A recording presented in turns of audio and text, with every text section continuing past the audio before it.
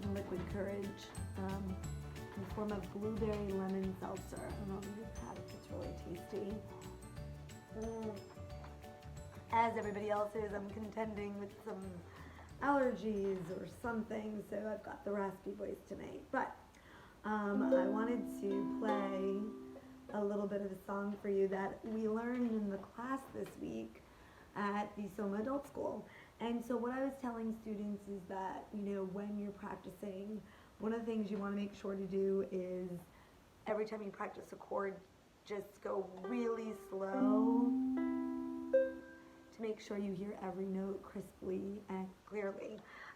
Sometimes playing, I think the G is a little bit more of a robust chord, I would say, because you've got 3 fingers down and all fingers have to be evenly down, and make sure that you're not touching any of their strings.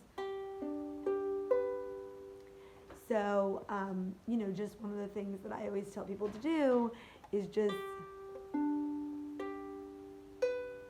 listen really carefully to see that you have crisp and clear notes.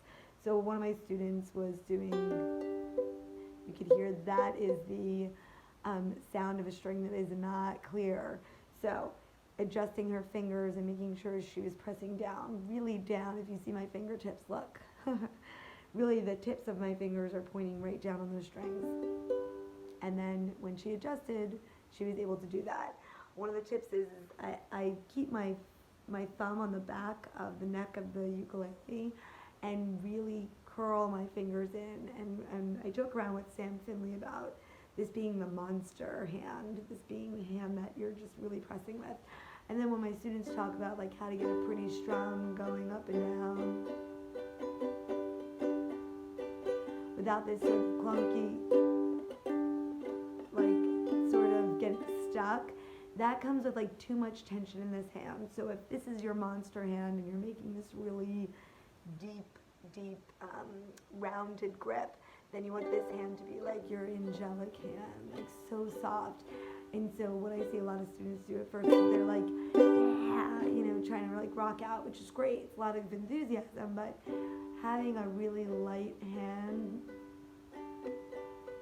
at first, so you kind of like get used to that motion, then you can kind of press a little bit harder, and because you have this muscle memory, you don't get stuck. You don't get stuck on any of the strings. So I hope those tips are useful.